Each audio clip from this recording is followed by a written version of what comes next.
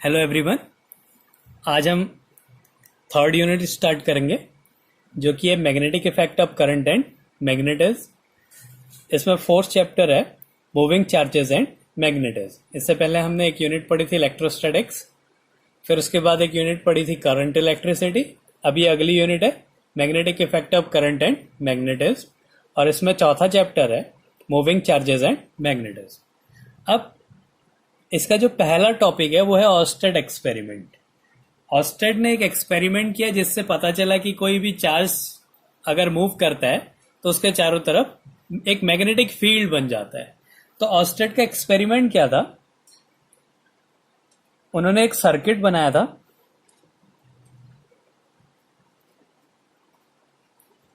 माना एक सर्किट है, इसमें एक की लगा दी, ये इसका पॉजिटिव टर्मिनल है, ये इसका नेगेटिव टर्मिनल है, और इसमें करंट फ्लो हो रहा है। ऐसे इस डायरेक्शन में करंट फ्लो हो रहा है। अब उन्होंने क्या करा, इसके पास एक कंपास निडल रखी। माना उसकी जब इसमें कोई करंट फ्लो नहीं हो रहा है तो उसकी ये डायरेक्शन है नॉर्थ साउथ। तो जब इसमें करंट फ्लो होने लगा तो ये डिफ्लेक्ट हो गई, ये इस तरीके से हो गई, ऐसे डिफ्लेक्ट हो गई। फिर उन्होंने इसको चेंज कर दिया, फिर उन्होंने बैटरी को चेंज कर दिया, इसका पॉजिटिव टर्मिनल यहां कर दिया और नेगेटिव टर्मिनल इस साइड कर दिया। तो अगला जो कंडीशन लिया उन्होंने इस तरीके से किया।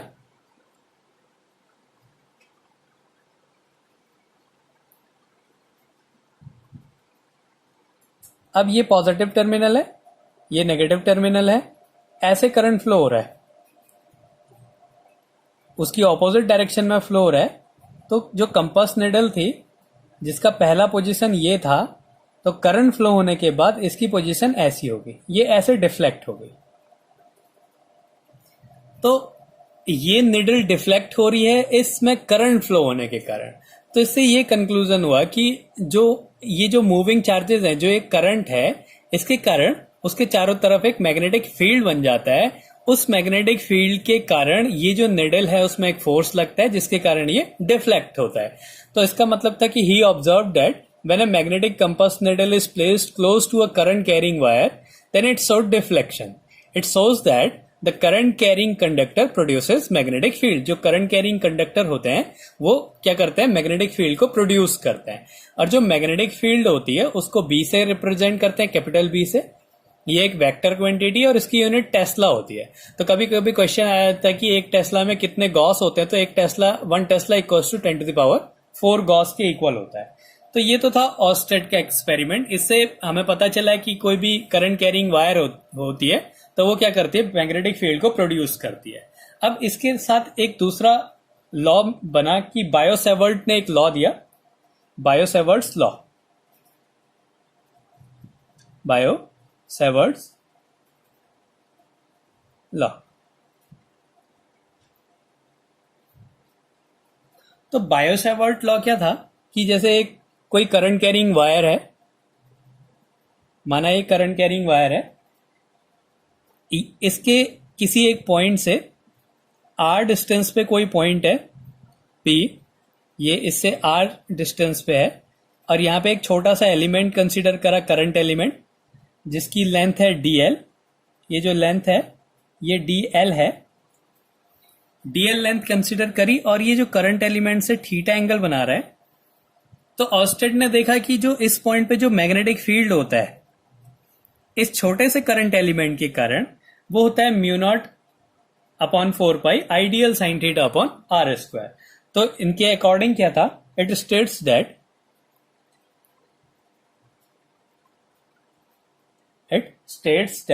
द मैग्नेटिक फील्ड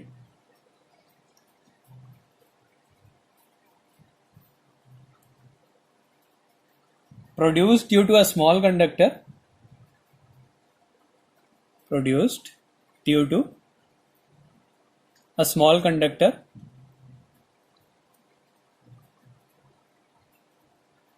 ये जो dl लेंथ है, ये स्मॉल कंडक्टर की लेंथ है, of length dl।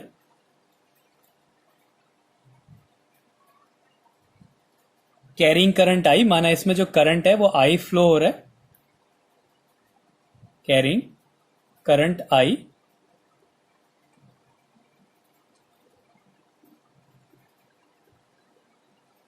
At a point, इस पॉइंट P पे जिसकी डिस्टेंस R है, at a point P distant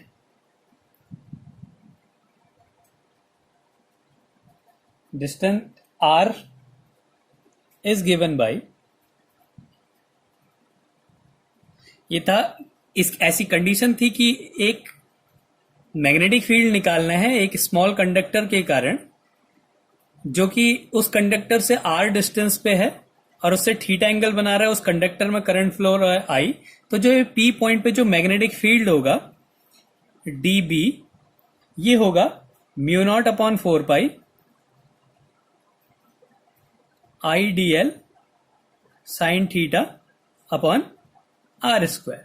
ये जो है बायो-सेवर्ट का लॉ है। तो इसके अकॉर्डिंग क्या था, जो इस पॉइंट पे जो मैग्नेटिक फील्ड होता है उसमें इस कंडक्टर में फ्लो होने वाले करंट के डायरेक्टली प्रोपोर्शनल होगा, इसकी लेंथ के डायरेक्टली प्रोपोर्शनल होगा। ये जो करंट एलिमेंट है, ये जो छोटा सा कंडक्टर है, ये कितना एंगल बना रहा है उसके डायरेक्टली प्रोपोर्शनल होगा, और इसके बीच का जो डिस्टेंस है उसके स्क्वायर का इनवर्सली प्रोपोर्शनल होगा। तो इसको मिला के ये लॉ बन गया कि dB equals to mu naught upon 4 pi IDL sine theta upon R square.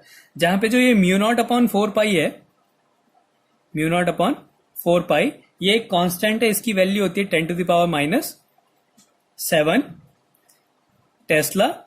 ये इधर चला जाएगा मीटर स्क्वायर, एक ये कैंसिल हो जाएगा, मीटर पर ampere.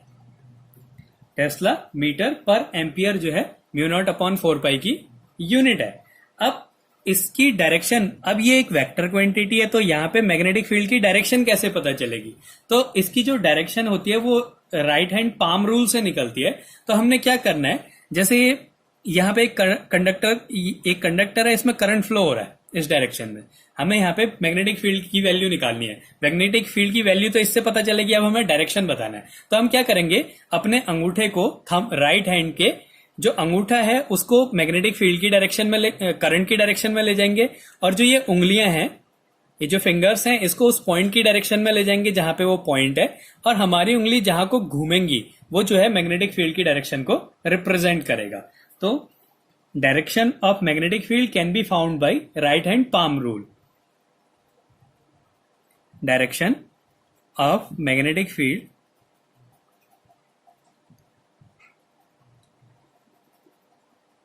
can be found by right hand rule, right hand palm rule। तो राइट हैंड पाम रूल से हम क्या करते हैं, उसकी डायरेक्शन निकालते हैं। तो इसमें करना क्या होता है, हमें अपने हाथ के अंगूठे को करंट की डायरेक्शन में लेके जाना होता है। तो यहां मैं ट्राई करता हूं ऐसे बनाने का। तो ये अंगूठे की डायरेक्शन है, और जो हमारी हाथ की बाकी की उंगलियां हैं,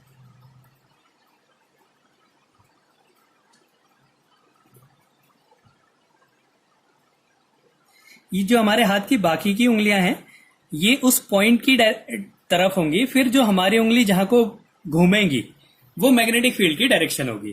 तो ये किसको रिप्रेजेंट कर रहा है, ये करंट की डायरेक्शन को रिप्रेजेंट कर रहा है, और ये जो है, ये जो उंगलियां जहां को घूमेंगी वो मैग्नेटिक फील्ड की डायरेक्शन को रिप्रेजेंट करेगा, मैग्नेटिक फील्ड की डायरेक्शन को रिप्रेजेंट करेगा। तो ऐसे ही यहां पे अगर मैं अपने अंगूठे को करंट की डायरेक्शन में रखता हूं और उंगली को P पॉइंट की डायरेक्शन में, तो मेरा जो हाथ है वो नीचे को घूमेगा।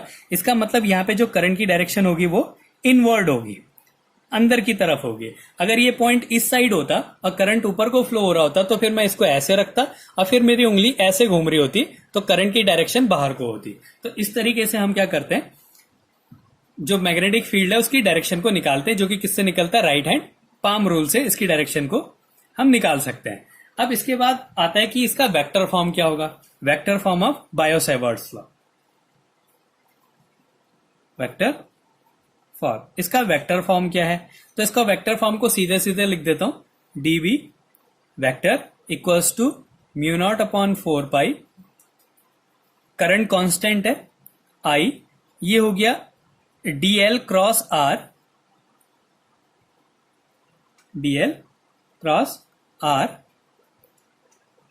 अपॉन आर क्यू, ये इसका वेक्टर फॉर्म है। अगर हम इसको सॉल्व करेंगे तो यहां पे हो जाएगा DL R sine theta, A cross B equals to A B sine theta होता है, तो ये डीएल आर साइन थीटा हो जाएगा, आर से आर कैंसिल हो जाएगा, तो नीचे से आर स्क्वायर आ जाएगा।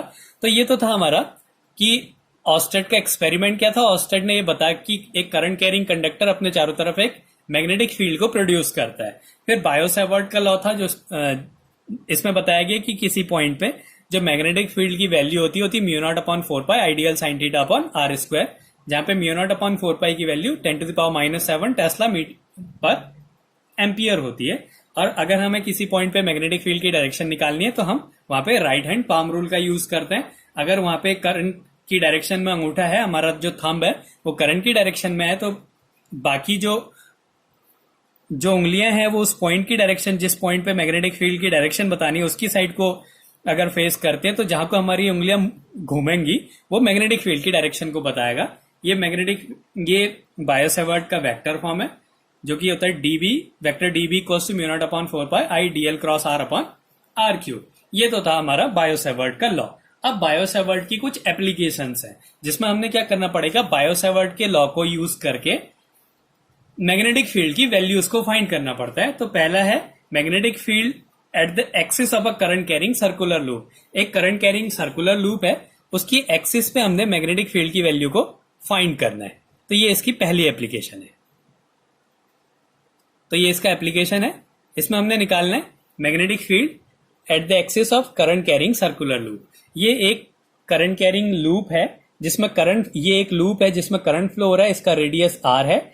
इसके सेंटर से, ये इसका सेंटर है ओ, इसके सेंटर से एक्स डिस्टेंस पे एक पॉइंट है। इस पॉइंट पे हमने मैग्नेटिक फील्ड की वैल्यू फाइंड करनी है बायो-सैवर्ट का यूज करके। तो अब हम क्या करते हैं, बायो-सैवर्ट के जब लॉ यूज करते हैं तो हम वहां पे करंट एलिमेंट कंसीडर करते हैं। तो ये हमने यहाँ पे एक छोटा सा करंट एलिमेंट कंसीडर करा, एक करंट एलिमेंट यहां पे कंसीडर करा। तो ये दो करंट एलिमेंट है जिनकी लेंथ जो है वो डीएल है। अब क्या है, यहां से ये डिस्टेंस एक्स है, ये है, तो ये जो डिस्टेंस होगी ये होगी √a² प्लस x²। ऐसे ही ये जो नीचे वाली डिस्टेंस है ये भी होगी √a² plus x²।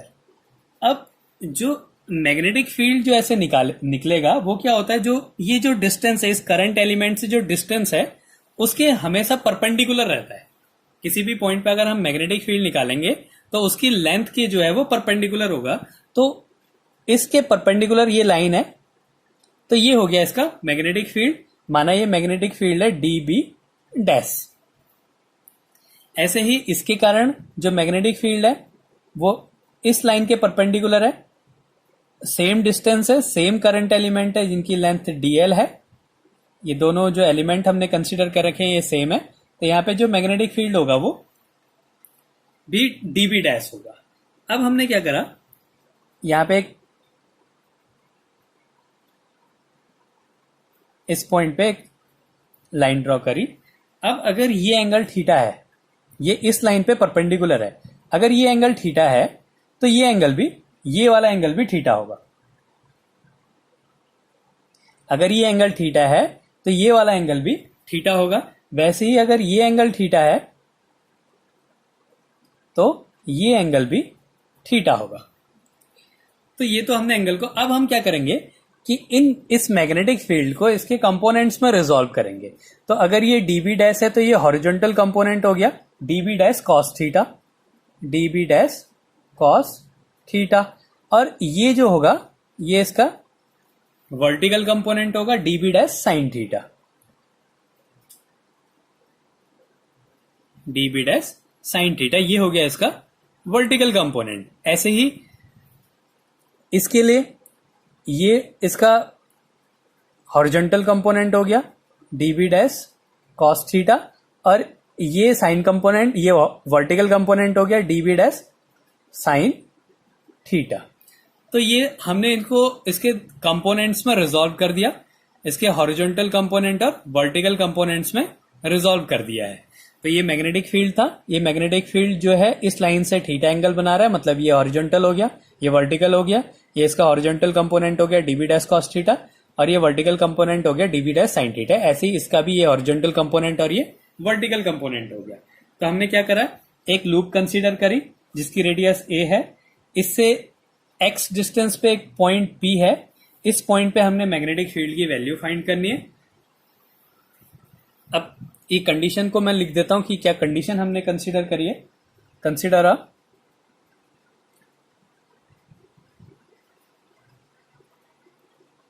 Circular loop of radius A, P is a point distant x from the center of this loop,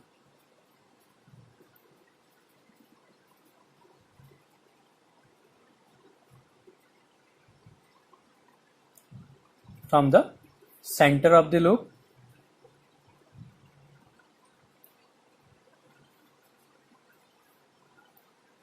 as shown in diagram. और इसी पॉइंट पे हमने मैग्नेटिक फील्ड की वैल्यू को फाइंड करना है। अब हम क्या करेंगे कि बायो-सावर्ट का लॉ यूज करेंगे। हमें पता है according to Biot Savart's law, according to Biot Savart's law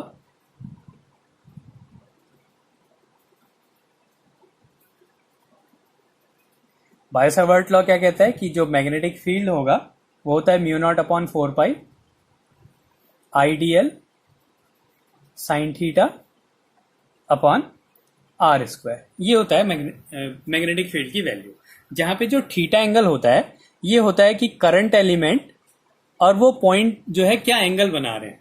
current element जो है उसका जो पॉइंट है, जो लाइन है उसको मिलाने वाली, करंट एलिमेंट और लाइन के बीच में एंगल क्या है, ये होता है एंगल साइन थीटा। अब हमने देखना होगा कि यहाँ पे साइन थीटा की वैल्यू क्या है। तो अगर कोई भी सर्कुलर लूप है, यहां से अगर हम एक लाइन ड्रॉ करते हैं तो वो हमेशा इस लाइन के परपेंडिकुलर ही होगी। जैसे एक मैं यहां पे ये एक लूप है, एक सर्कल है, इस सर्कल में मैं अगर इस पेन को ऐसे रखूं तो भी ये इसके परपेंडिकुलर होगा, ऐसे कहीं किसी भी डायरेक्शन में रखूंगा तो हमेशा क्या होता है इस करंट एलिमेंट के परपेंडिकुलर ही रहेगा। तो ये जो एंगल है ये 90 डिग्री होगा।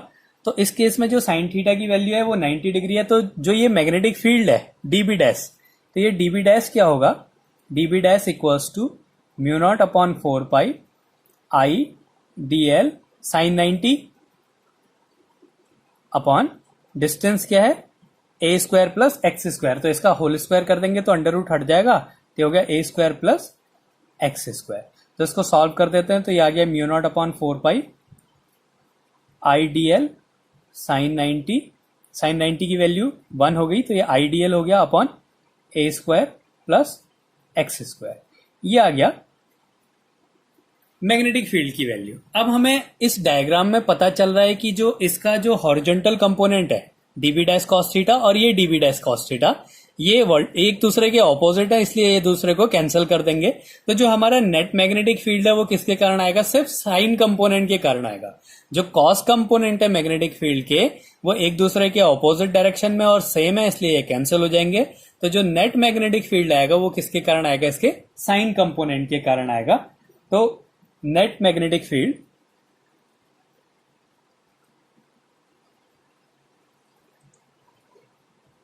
will be due to sign component. जो नेट मैग्नेटिक फील्ड है वो किसके कारण होगा, साइन कंपोनेंट के कारण होगा।